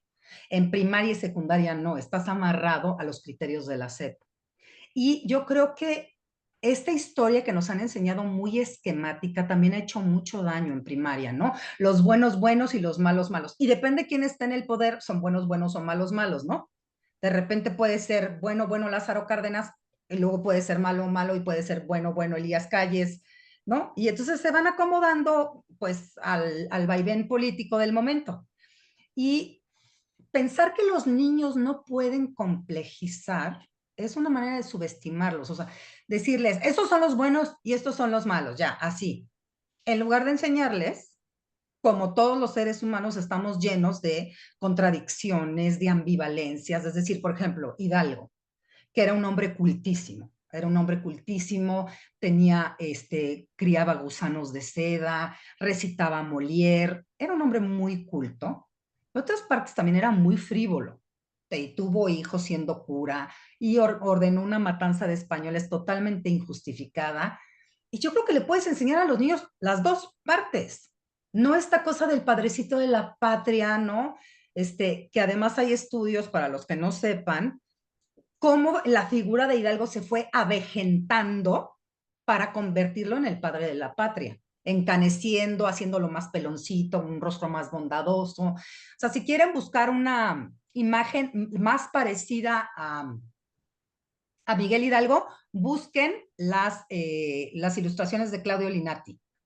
La ilustración que hace Claudio Linati de Miguel Hidalgo es la más acercada, digamos, a la realidad, y creo que trae una casaca morada o una cosa así, o sea, es como muy estrafalario para vestirse. Entonces, sí, estoy totalmente de acuerdo. La enseñanza de la historia en primaria y con estos libros que salieron de la nueva escuela mexicana, peor, porque hagan de cuenta que Nueva España no existe. Es como, llegó Hernán Cortés, mató a un montón de indígenas y luego, pues sí, llegó el padre de la patria y todo esto, que ya nos enseñaron 80 veces. Además, esa es otra cosa. Yo no sé si se acuerdan, todos los años en primaria era la batalla de Puebla, la Revolución Mexicana, las carabelas de Colón, los niños héroes. Siguiente año, la batalla de Puebla, la Revolución Mexicana, las carabelas de Colón, los niños héroes. Siguiente año, te volvían a enseñar lo mismo. O sea, ¿por qué no enseñan una cosa en primero, otra en segundo, otra en tercero, otra en cuarto? O en la primaria baja lo mismo y a lo mejor en la primaria va alta otra cosa. Bueno, no sé. Somos, como yo digo siempre, somos unos mártires de la monografía. Para los que sean muy jóvenes, la monografía era un papel que tenía las fotos de los héroes y atrás así, este es Vicente Suárez, Juan de la Barrera, o sea, tienen nombres de calles de la Condesa, Montes de Oca, etcétera. Siguiente punto, eso me gusta mucho. Si no lo explicas claramente es porque no lo entiendes. A mí me acuerdo perfecto que mi hermana me dijo, cuando iba a presentar mi tesis de licenciatura, me dijo, no pongas en la tesis una sola palabra que no sepas lo que significa, porque te pueden caer ahí. Y sí, la mala suerte es así. Pones, no sé, la hermenéutica del sujeto, pero no sabías que era hermenéutica y te caen en, explícame la hermenéutica. Entonces, efectivamente, uno tiene que comprenderlo a cabalidad para poderlo transmitir de forma clara. Estoy totalmente de acuerdo. Y cómo lograr el punto medio entre la investigación y la difusión, pues justo en ese camino andamos, por eso les digo que se hace camino al andar. Yo quisiera decirles, esta es la fórmula, esta es la receta, pero es que no la tengo. Así como no la tenemos para hacer historia. Es decir, nos podemos valer de marcos teóricos, nos podemos valer de análisis de fuentes, de un montón de herramientas, pero lo cierto es que si Raquel hace una historia sobre Santana, Gastón hace otra, Blanca hace otra y yo hago otra, las cuatro, aunque hayamos estudiado historia e incluso en la misma institución, van a ser diferentes. Eso es pues una cosa totalmente personal. Y esto de los espacios, pues sí, pónganse las pilas, chiquillos, para que pues remonten eso y ustedes también puedan. Hay, a ver, yo creo que hay un lugar para todos.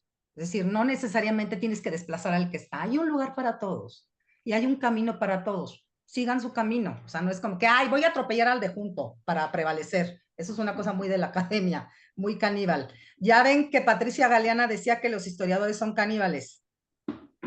En la revista de la universidad dice, en una entrevista dices, porque dice que como no hay trabajo, no hay plazas, no hay materias, se matan por una plaza, se matan por una materia, se despedazan por un trabajo, lo cual es cierto. Bueno, espero haber contestado a sus dudas. Sí, Siguiente pero ahí tanda. vienen otras. A ver. Ahí vienen otras y esta, haz de cuenta que es para ti directitito porque eres muy divertida y entretenida. Entonces dice Soraya Montero, pareciera que ahora la información tiene que ser divertida o entretenida. ¿Cómo encontrar ese equilibrio entre la divulgación científica y un lenguaje que sostenga la atención del público en general sin llegar a esos enfoques? O sea, como de chistoreta tampoco, es lo que yo entendí. Incluso, mira, pero incluso yo no creo que incluso hacerlo como chistorete está mal. Les voy a poner un ejemplo y cuando salgan de aquí o en un momento que puedan, váyanse a YouTube y busquen Horrible Histories. Horrible Histories es una serie británica basada en una colección de libros de un historiador que se llama Terry Deary. Y entonces lo que hacen son clips cortititos para explicarte todo, desde las invasiones de los vikingos hasta los castigos a los niños en el siglo XIX, pasando por cómo se maquillaban con cola de rata y pelos de gato las cejas en el siglo XVIII, todos los temas de historia que se puedan imaginar, y lo hacen de una manera cómica. Fue tan exitoso ese programa hace unos 10, 15 años que lo pasaron al horario estelar, a lo que llaman prime time, y la gente subió sus calificaciones en historia. Métanse a verlo. Y son muy cómicos, son muy graciosos. Es este humor inglés, ¿no? Muy negro, muy... Entonces, yo te diría, incluso si lo quieren hacer gracioso, ¿por qué no? Siempre y cuando sea sólido, lo puedes hacer gracioso. Yo creo que eso, bueno, no sé. Es Ese un es mi prejuicio de la particular academia, opinión. ¿no? Como dices, ¿No? medieval. Es un prejuicio. Si te Ok. ríes, está mal, ¿no? Que es otra cosa que yo utilizo y creo que me funciona. La aprendí de un maestro que teníamos en prepa, que se ponía a leernos Macario, y entonces leía así, entonces Macario, pero entonces, claro, pues si te estabas quedando dormido, te echaba el grito, pues te daba un susto. Y entonces yo lo que hago es, primero, me fijo en la cara de la gente a la que le estoy hablando. Si es una conferencia, porque tú te das cuenta cuando la gente te dejó de poner atención. Te das cuenta, o sea, te das cuenta cuando tiene la mirada perdida y está pensando en el súper que tiene que comprar jamón y que se le acabó el ajax y que tiene que comprar unos zapatos nuevos para la escuela. Y te das cuenta cuando te están poniendo atención. Entonces, eso también tiene que ver mucho con la sensibilidad de conectarte con el público al que le estás hablando y hacer inflexiones, o sea, porque sí, los historiadores tienden mucho a leer y a leer aburrido, con un mismo tono de voz del hallazgo que yo encontré en tal lugar, ya, después de 20 minutos de escuchar este Sí, tono de voz, no, dices, sirve a la monótono, chingada. sí, no. Mismo Bueno, pues eso, tonito. Ujú. eso. A ver, ahí te va de Paula Escamilla. ¿Considera que actualmente en la enseñanza de la historia se está cambiando el enfoque sobre la importancia de herramientas de divulgación? Mi experiencia ha sido con arqueólogos que desafortunadamente no están dispuestos a dar a conocer sus investigaciones, sino es por medio de conferencias. O sea, lo mismo de no compartir entre arqueólogos. Pero los arqueólogos yo Este, siento que son muy celosos, ¿no? Digo, ustedes sáquenme de la duda. Me da la impresión así de, encontré este yacimiento y es mine, o sea, nadie le meta la mano, ni lo volten a ver, ni lo volten a ver porque se convierten en estatuas de sal, no lo toquen, no. Y lo entiendo porque pues sí, también hay como muchísimo robo de información y tal. Pero creo que sí, habría que llegar a un punto medio en que a lo mejor lo publiques en un paper para tus colegas y ya que esté publicado, que ya se vea que son tus hallazgos y todo lo que encontraste, entonces sí, de ahí extrae para que la gente también se entere de esas cosas increíbles que encontraste, ¿no? a ver, si hubiera que prestarle atención a un elemento central para hacer divulgación, ¿qué recomendaría la doctora Camba? Alejandro Tobar pregunta. Un elemento central. ¿No es la sencillez lo que dijeron hace rato? La sencillez sí es súper importante, pero también es muy importante que pienses en tu interlocutor. Eso es algo que hemos perdido. Nos interesa hablar con nosotros mismos, darnos gusto a nosotros mismos, no aceptar una crítica. Y entonces es como, pues todo el tiempo un soliloquio. Pues un soliloquio no tiene ningún valor. O sea, tienes que pensar en la gente a la que le estás hablando. Y entonces tratar como decir, a ver, este público pues son chavitos a lo mejor de 15, 18 años, o estas personas que me están oyendo son personas grandes, ¿no? A lo mejor que podrían ser de la edad de mi abuela. Entonces tratas de meter datos con los que los puedas traer en el relato a algo que les sea significativo.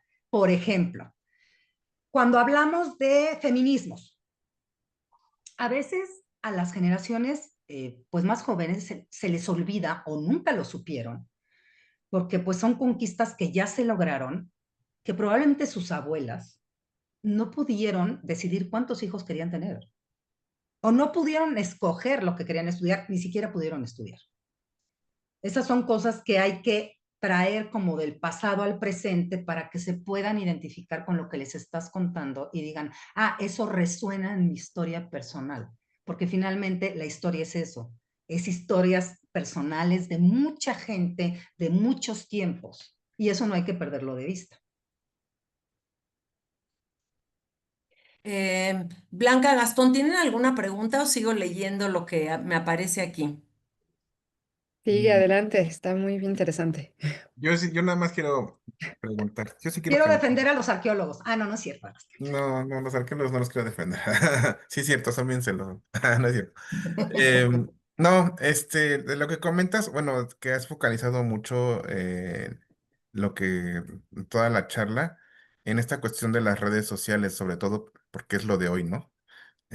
¿Y qué pasa con la divulgación no sé si decir como la divulgación que se hacía antes, o otro tipo de divulgación que está enfocada, por ejemplo, en folletos, o cómo llegar a personas, porque todos creemos, o bueno, yo no, pero mucha gente cree que las redes sociales es, eh, todos tienen acceso a las redes sociales. Pero ahora vamos como que al revés, ¿no? Ahora, los jóvenes sí las tienen, pero las personas que no son jóvenes casi no acceden a las redes sociales. Entonces, ¿cómo llegamos a ese tipo de público que también es importante que aprendan? Porque a lo mejor tienen una versión distinta de la historia, ¿no? Y entonces ahora, ¿cómo lo hacemos para llegar con ellos? ¿Por medio de las redes sociales o por medio de otras cosas? Esa es una. No, Y la sí, otra, no, bueno, no es pregunta, la otra es sí, a ver, pedirte espérame. una recomendación nada más. Si Sí. tienes algún tipo de bibliografía que nos Ujú. puedas recomendar para quienes estamos aquí, y que podamos leer un poco más y ahondar un poco más sobre el tema. Y también incluyendo bibliografía, que también si hay algún tipo de videos, como lo que has estado recomendando durante tu charla, que nos pueda servir, Sí, sería muy bueno. Nada más, claro. gracias. Mira, tienes mucha razón, Gastón. Yo creo que, y a eso me refiero con que el conocimiento no puede ser elitista. Es decir, una señora copetona que vive en las lomas también tiene derecho a alcanzar ese conocimiento, ¿me entiendes? Es como este desprecio como de los fifiringos. Pues los fifiringos también quieren saber, también se quieren enterar, ¿no? Tiene que haber conocimiento para todos, tiene que ser accesible para todos de diferentes maneras.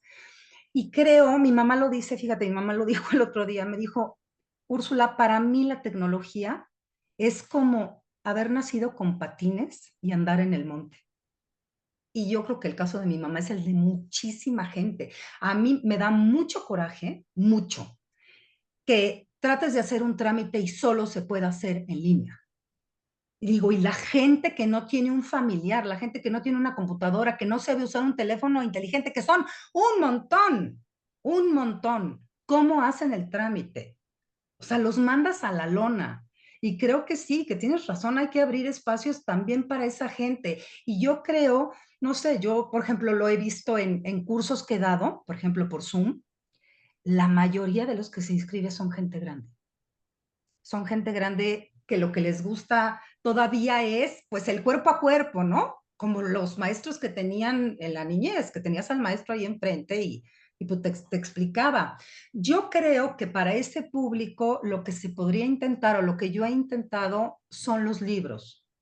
Son libros que no sean muy caros, que sean de fácil acceso, ¿no? Porque de repente hay editoriales súper lindas, pero carísimas, ¿no? O que solamente las venden en el péndulo, que es muy bonita librería, pero pues a lo mejor, pues no todo el mundo tiene para comprarse un libro de Acantilado, que es una editorial fabulosa, pero muy cara. Entonces, yo creo que se puede hacer mediante la escritura y mediante estos espacios como el que ustedes tienen. O sea, un poco como decir, a lo mejor se puede hacer en línea y a lo mejor se puede hacer presencial y abrirlo al público y decir, este espacio está abierto para todo el que se quiera acercar, que le dé repelús las redes o no les gusten, pero que sí quiera saber más. ¿no? Ya, mira, un ejemplo que me viene de divulgación buenísimo es una mujer que se llama Mary Beard, como María Barba, Mary Beard, que es una súper especialista en Imperio Romano. Pero especialista, cuando les digo especialista, sabe todo. Desde cómo se peinaban, por qué se peinaban así, cómo escribían, cómo caminaban, cómo se sentaban, cómo se peleaban, cómo se casaban. Y lo único que hace Mary Beard es una mujer, es una viejita, pelo largo blanco, como cualquier inglesa fachosona, con su falda, sus zapatitos, y lo que hace es caminar por la ciudad o por el museo y te va explicando. No tiene mayor ciencia y es un trancazo la mujer. Es un trancazo y no tiene mayor producción, es ella caminando y explicándote las coladeras, los puentes romanos, lo que sea que te explique. A mí ella me parece muy buena, lo que pasa es que, claro, sus libros son caros, ¿no? Porque pues hay que traducirlos del inglés al español. Pero me parece un gran ejemplo de divulgación. Si no pueden comprar el libro, véanla en YouTube, porque tiene muchísimos videos en YouTube. Esos dos, para mí, son los referentes más importantes porque como que los ingleses no le tienen miedo a la burla, no le tienen miedo como a burlarse de los reyes, de los presidentes, de las invasiones, de los vikingos, de los anglos. En México siempre hay como mucha sensibilidad, así de no te vayas a burlar de esto porque pues se vayan a ofender, no vayas a decir esto porque se van a enojar. Y entonces eso también te limita mucho. Y a mí me gustan por eso los ingleses, porque se avientan así de, pues se enoje quien se enoje, me vale. Esto pues yo lo voy a hacer así con mi humor negro, negro, negrísimo y les funciona. La verdad es que les funciona muy bien. En el caso de México, híjole, ¿qué te puedo decir? Pienso, es que me acordé ahorita, seguro ustedes se van a acordar de unos documentales que nos ponían en la primaria que se llamaban Civilización, que son un clásico, no me acuerdo cómo se llama el señor famosísimo.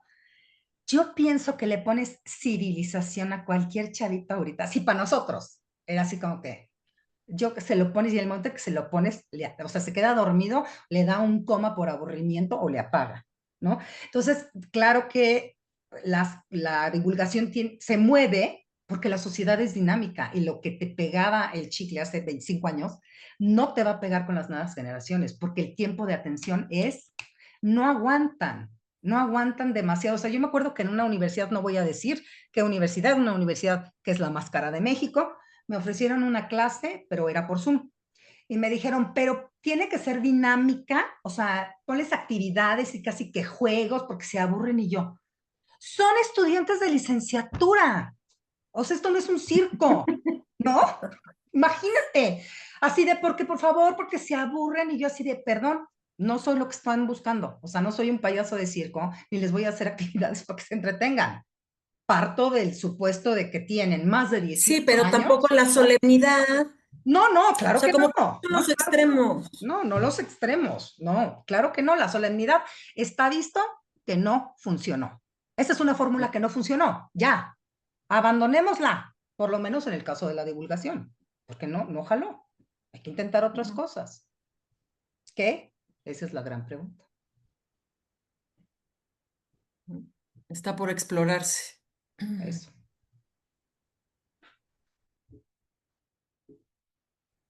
Bueno, hay un ratito más, ¿no, Gastón? Para que lea las que faltan. A ver, Sí, todavía hay tiempo, todavía queda media hora, no hay problema. Gustavo Picón, ¿qué papel juegan las novelas históricas en el campo de la divulgación?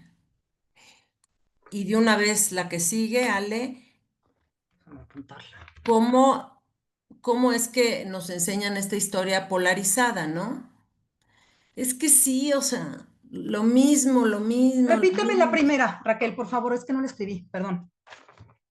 ¿Cuál era la primera La pregunta? primera, ¿qué papel juegan las novelas históricas? ¿Eu? En el Ok. campo de la divulgación y el tema de la historia polarizada, que bueno, ya mencionaste, ¿no? Que repetimos todos los años el mismo Hidalgo, malo o bueno, y el mismo Juárez, que es muy bueno. Entonces, Sí, a ver, las novelas históricas, eso es un punto muy interesante e importante de abordar. La gente a veces se me acerca y me dice, ¿qué opina, por ejemplo, de Azteca de Gary Jennings o Corazón de Piedra Verde?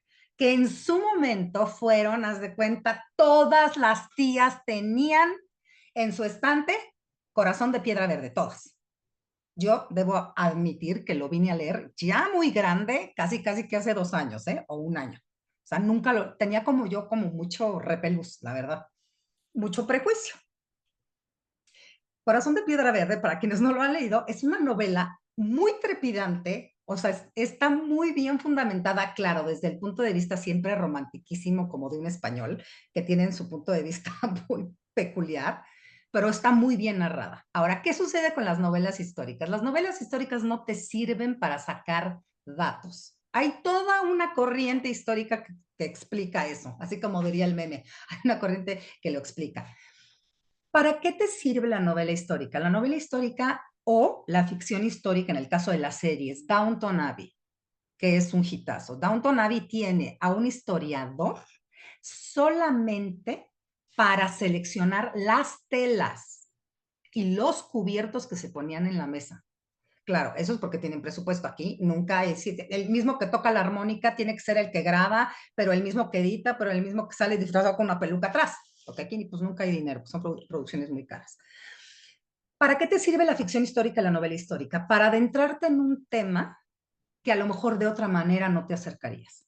Es decir, a lo mejor leíste Corazón de Piedra Verde y dices, pues sí me interesa saber más de la antigua ciudad y los lagos y las canoas y cómo fue a lo mejor el asedio y cómo eran los españoles, y entonces ya te vas a una investigación histórica en forma. Lo mismo pasa, por ejemplo, Maximiliano y Carlota, que son así como yo, cada vez que me dicen Maximiliano y Carlota, me quiero dar un tiro, porque a mí, o sea, me da repelús, pues cada quien, sus gustos y sus disgustos. Y es cierto que Maximiliano era gay y se la pasó encerrado 3 días en un camarote con su esclavo y con quién sabe qué. Yo digo, no sé qué diga Fernando del Paso en Noticias del Imperio, pero entonces lees Noticias del Imperio y te puedes ir a buscar a un historiador que se dedique al tema y entonces puedas ahondar. No busquen datos ciertos, porque la novela histórica es una ficción y lo que quiere es entretener. Y entonces van a acomodar los datos a según sea, eh, digamos, entretenido o no. Les voy a poner un ejemplo. Ahorita, si tienen una oportunidad, vean la serie Menem. Obviamente se trata del presidente argentino Menem. Está en Prime Video.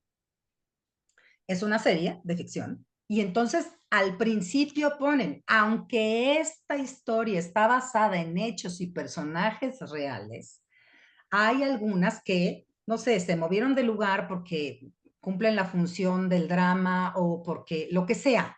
Es decir, van a ver ustedes la serie de Menem, pero entonces no se pongan a pensar si de veras Menem se puso ese poncho para subirse un caballo y saludar y que fue la foto que le dio el triunfo en las elecciones. O sea, es como, ok, vi Menem, ahora me voy a ir a buscar a lo mejor una biografía de Menem o me voy a buscar un libro que hable de Argentina en los 90 para poder... Es una ventana para adentrar. Exactamente, exactamente, es una ventana, muy bien dicho. Sí. Y la historia polarizada, a ver, eso es un tema bien espinoso, escabroso y tortuoso, para que rime. Hay esta premisa que dice divide y vencerás, que es muy cierta. Si tú divides, pues puedes hacer prácticamente lo que se te dé la gana, porque no va a haber quien te plante cara.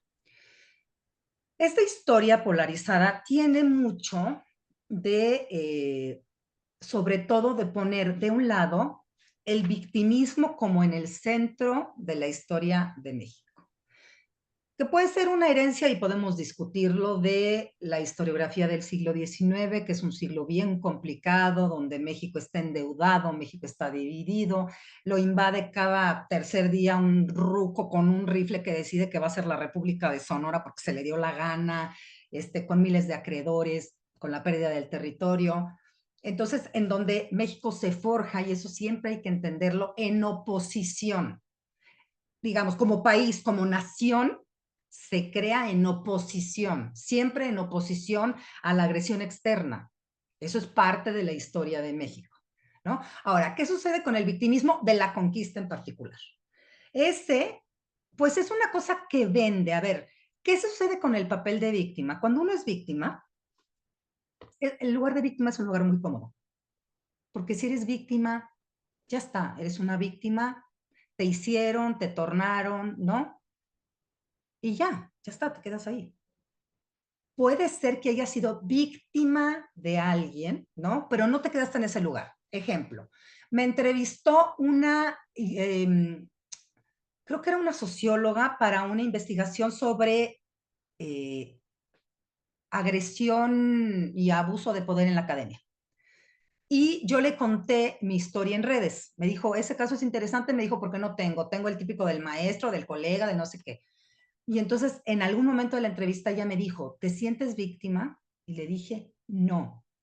Ellos quisieron convertirme en una víctima, pero no pudieron, porque no. O sea, sí la pasé muy mal, sí fue terrible para mí psicológicamente, emocionalmente, fue un trancazo muy fuerte, pero me recuperé y le planté como cara a eso. Y yo creo que lo que ha vendido mucho en México es el victimismo. Yo digo, pero ¿por qué se ofenden por algo que pasó hace 500 años? A ver, díganme, ¿su bisabuelo se apellidaba Camapichtli? No. Ok. ¿Y han visto que su bisabuelo, que ustedes tengan que pedir perdón por algo que hizo su bisabuelo? Hasta si le robó unos terrenos al vecino. Ustedes, ¿han tenido que ir a pedirle perdón a alguien en nombre de su bisabuelo, de su tatarabuelo? Pues no. O sea, pedir perdón por gente que ni siquiera conociste.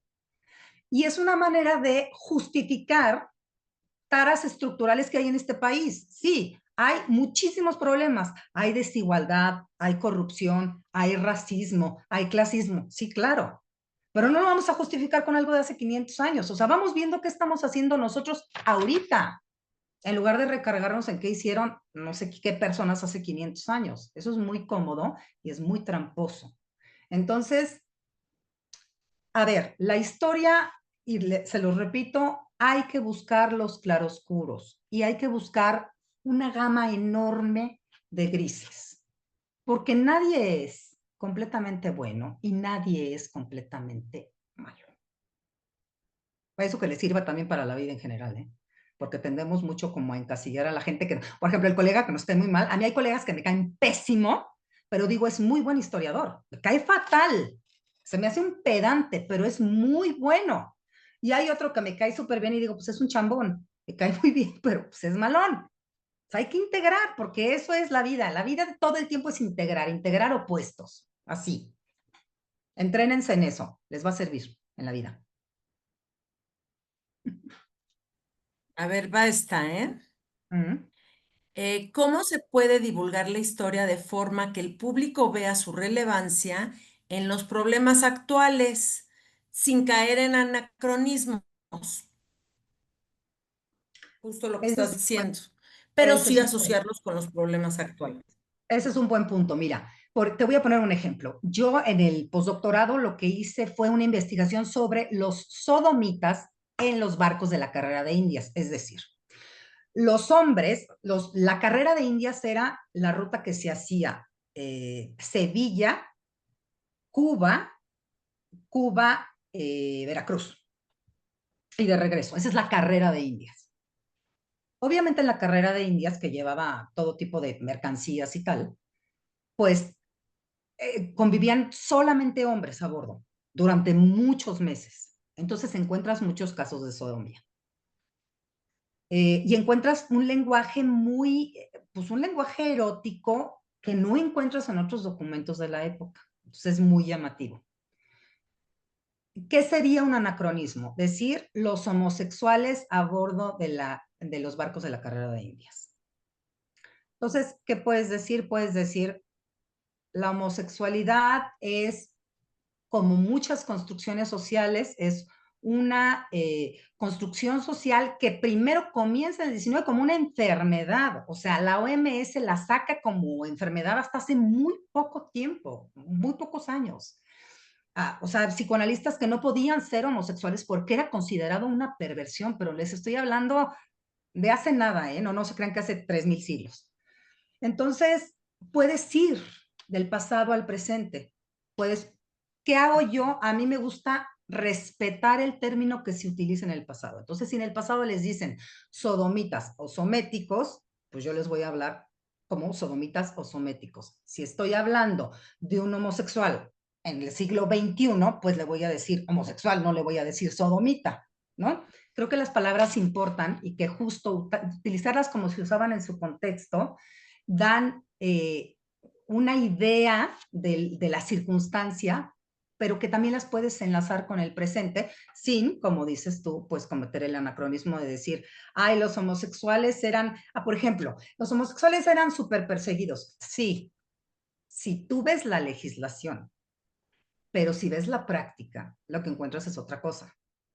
Es como les digo siempre, si ustedes ven un letrero en una alberca que dice no se meta en fondo, no se meta en fondo o en calzones a la alberca, ¿qué les revela ese letrero?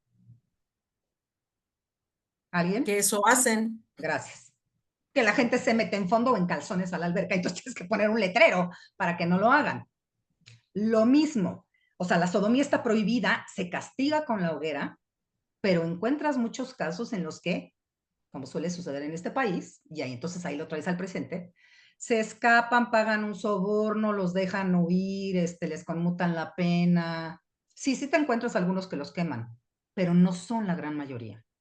No por lo menos en los casos que tienen que ver con marineros. Sí, o sea, lo que dices, Úrsula, si te entendí bien, es jugar entre ir al pasado, venir al presente y asociarlos con el lenguaje para que ubiquemos lo que no tenemos ni idea porque ahorita ya lo damos por hecho y entonces ya son batallas ganadas, pero antes no. Entonces, jugar un poco, ¿no? Con el ir y venir, ir y venir. Exactamente, Me así es. encanta eso. Tengo dos más aquí y creo que ya con eso, ahí te va. Andrea, excelente charla. Soy egresada de la ENA de Antropología Física y mi primer experiencia laboral fue en el equipo de mediadores que impartía visitas guiadas en Palacio Nacional. Aprendí lo que menciona sobre las diferentes maneras de diversificar lo que se explicaba en esos espacios históricos para realmente crear un aprendizaje significativo como las personas que nos visitaban. No se trata de repetir lo mismo todo el tiempo y también es necesario tener responsabilidad ante lo que se dice. Casi todos mis compañeros eran historiadores y yo encontraba una oportunidad de enriquecer el trabajo en equipo y crear propuestas. Saludos. Este,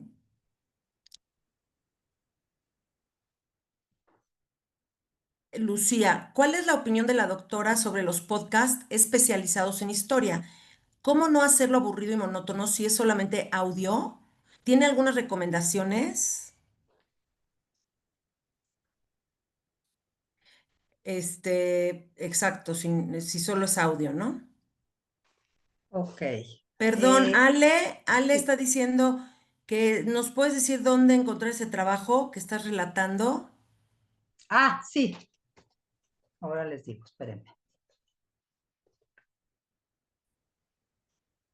¿Ya son todas, Raquel? ¿O hay más?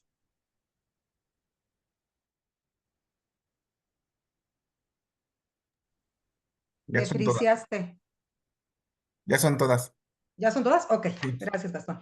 A ver, esto del servicio social que cuentas, mira qué bonito. Me remitió, bueno, no a tu primer trabajo, a mi servicio social. Yo el servicio social lo hice en Fomento Cultural Banamex y daba visitas guiadas a público en general, visitas guiadas que eran gratuitas, unas colecciones increíbles. Había una que era Casimiro Castro, que fue un gran litógrafo del siglo XIX, y otra que se llamaba Viajeros Europeos del siglo XIX en México. Y era muy bonito, y me voy de nuevo a lo que dijo Gastón, porque era gente que se asomaba un poco con timidez, como que no sabía. Entonces yo me paraba en la puerta porque tenía que dar 3 visitas guiadas al día. Me paraba en la puerta y le decía, señora, pase, es gratuito. Entonces, o la gente que estaba viendo los cuadros, pasaba, yo le decía, en 10 minutos empieza la visita guiada, es totalmente gratuita si quiere tomarla. Y entonces era muy bonito porque pasaba gente de todo. Ya ven que en el centro hay toda la gama humana de gente, desde el burócrata que sale a comer hasta la abuelita que va a buscar en la bonetería algo con el nieto, el ama de casa que salió por algo, el estudiante, o sea, había de todo. Y yo me acuerdo de gente con muchísima emoción que terminaba la visita guiada y a mí me conmovía muchísimo porque una vez una señora así me agarraba de la mano y casi con lágrimas en los ojos me decía, señorita, porque les estoy hablando de hace 20 años, señorita, qué bonito lo explicó y para que mi nieto sepa cosas de nuestro país. O sea, esas cosas son las que a mí me llenan el corazón. O sea, esas son las cosas que dices, vale, de veras vale la pena este trabajo que a veces es muy ingrato. Entonces entiendo, y qué bonito que tú te hayas podido enriquecer de tus colegas. Eso también es bien padre, cuando puedes como tender puentes y compartir saberes, ¿no? La interdisciplinariedad es bien padre. Dicen que halago en boca propia es vituperio, es decir, que está muy mal lo que les voy a decir, pero pues cuando me preguntaron, yo tengo 2 podcasts en Spotify. Uno con Alejandro Rosas, que tiene una hueste de gente que lo ama y una hueste de gente que lo odia. Es un hombre muy mediático. Tenemos un podcast que se llama La Arena de la Historia, que nada más hicimos una temporada porque ya, no sé, íbamos a hacer una segunda temporada, no se hizo. Y tengo otra que hice para el Tribunal Electoral del Poder Judicial de la Federación, para la Escuela Judicial, que no sé si sigue existiendo, que es la escuela que forma jueces, y pues me pidieron un podcast que se llama Perlas de Historia, porque el conocimiento también es una joya. Bueno, ese es el eslogan del podcast. Entonces, bueno, la verdad, les voy a ser francos, yo no oigo podcasts y de historia menos, pero pueden escucharlos y me pueden decir qué porquería, me aburrí muchísimo. Una amiga me dijo, no lo soporté porque usas palabras muy raras y no se te entiende. Y a mí me parecía que mis palabras eran muy bonitas porque el español tiene una gran variedad de palabras y si las puedes usar, pues ¿por qué no las vas a usar? Pueden decírmelo. ¿Dónde me lo pueden decir? Bueno, pues estoy en Twitter, estoy en Instagram, estoy en TikTok y estoy en Facebook, en cualquiera de esas 4 plataformas. En Instagram y en Twitter como @UrsulaCamba y en Facebook, en Instagram, Twitter y TikTok, @UrsulaCamba y en Facebook y YouTube como Úrsula en la Historia. Ahí me pueden ir a decir, no sé, me dicen de todo. Me voy a decir si me gustó, no me gustó, ya no hagas eso, no te sale bien, qué sé yo, si hazlo. Es lo que yo les puedo Pero sin recomendar. insultos. Ay, no, claro, sin insultos. Yo creo que aquí la gente que está es gente muy decente, gente que le gusta saber. Los haters no se toman ni la molestia de entrar a una conferencia. Por eso pues hablan por hablar, porque no saben. No, aquí se ve que es pura gente bonita. Y, en lo último. A ver, Muy bien. el de los mulatos sodomitas. Ahí les va. Yo saqué varios trabajos de esos casos porque sí, tenían bastantes. Uno está en línea. Si ponen mulatos y pardos marineros, pongan mulatos y pardos marineros o pongan sodomitas y pongan Úrsula Camba, les va a aparecer. Uno es en la revista Ulúa de la Universidad Veracruzana, que era un número dedicado a afrodescendientes, y otro para un libro que coordinó Estela Rosselló en la UNAM, que se llamaba, o se llama, Presencias y miradas sobre el cuerpo. Ese libro es muy interesante porque tiene una entrada, ahorita me acordé, de un colega que escribe sobre unos castrados negros que cantan en la catedral. O se encuentra unos, así como los castrati en Italia, encuentra unos negros que los castran para que queden en el coro de la catedral, porque tienen una voz muy bonita. Una historia horrorosa, pues, bueno, pero ahí se las dejo al costo. Este año salen 2 libros míos, perdónenme, que aproveche el espacio para hacérselo saber. Uno sobre las disculpas, los dos libros me los mandaron pedir, o sea, me dijeron, por favor, escribe un libro sobre las disculpas. Es un libro chiquititito de una editorial valenciana que se llama Tirant Lo Blanc y se llama Disculparse o no, esa es la cuestión. Y otro que acaba de salir antier, de editorial Crítica, que se llama Malinche. Bueno, muy mal. Yo no le puse ese título, yo le puse Doña Marina Malintzin de esclava a encomendera. Pero claro, como los títulos académicos se les hacen larguísimos, no se lo pusieron y le pusieron nomás Malinche. Pero bueno, quiero que sepan que en mi corazón, pues yo le había puesto ese título. Los encuentran en Gandhi, Sótano, Fondo de Cultura, etcétera. Pues muchas gracias, Úrsula. Creo que Muchas ya gracias. estamos cerrando. Fue un placer, es fascinante todos estos temas y las dificultades, no está nada fácil estos caminos que se desprenden de la historia dura. Muchas gracias, Úrsula. Blanca, te dejo la palabra. Muchísimas gracias, Úrsula, también Raquel, por esta sesión y este diálogo que lograron hacer también muy enriquecedor. Eh, sí, pensaba, ¿no? Que también es muy refrescante no tener este formato de conferencia de 2 horas y después las preguntas al experto o experta en este caso, que fue muy, pues muy grato, ¿no? Poder escuchar, sí, primero pues la intervención de Úrsula, pero después tener todo este diálogo de preguntas, respuestas, dudas, recomendaciones, todo esto que venía. Entonces, bueno, pues yo también ahí estuve anotando y seguro que podríamos estar 5 horas más, pero está complicado, no hay tiempo. Pero esperamos, Úrsula, que nos acompañes en próximas actividades. Yo creo que sí va a ser necesario que dediquemos más tiempo a discutir sobre... Pensaba no solo sobre la divulgación de la historia, en realidad todo esto que tú compartes es cómo hacer historia también, ¿no? Cómo trabajar como historiadores, cómo ser mejores investigadores, abordaste temas de ética también, ¿no?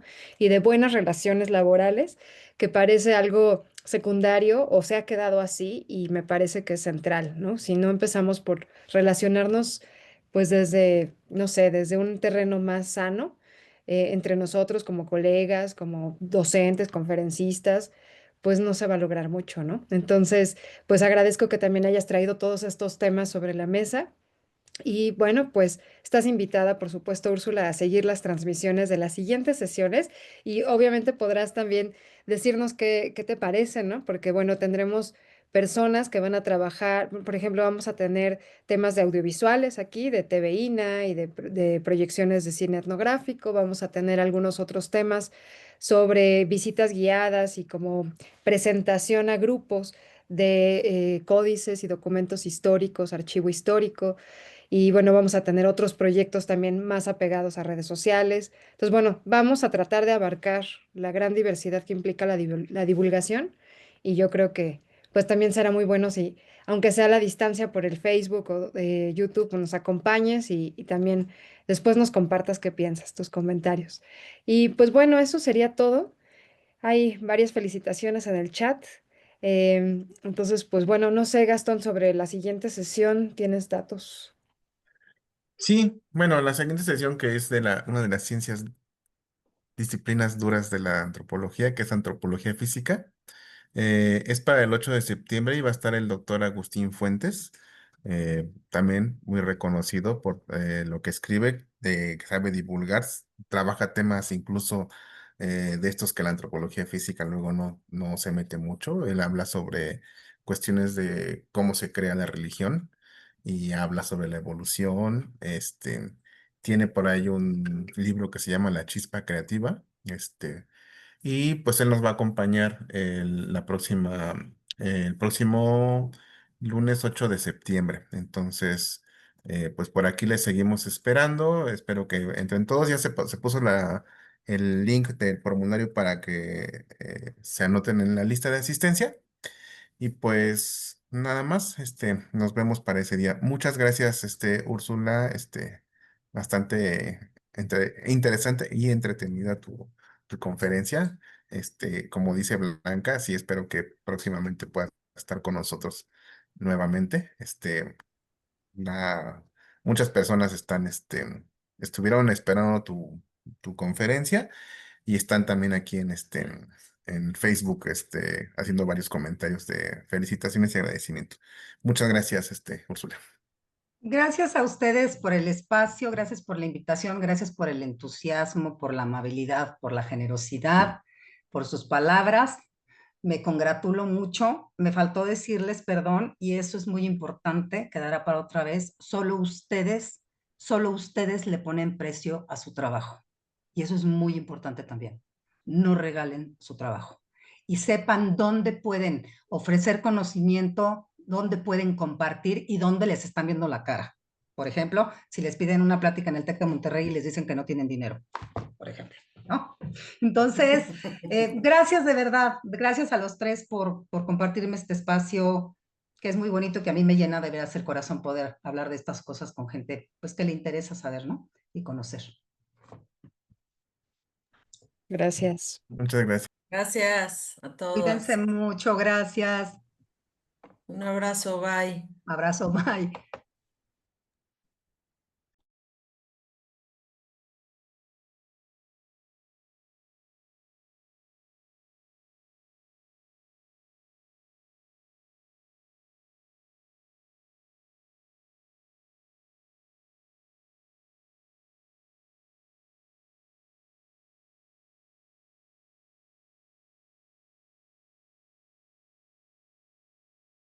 Sayil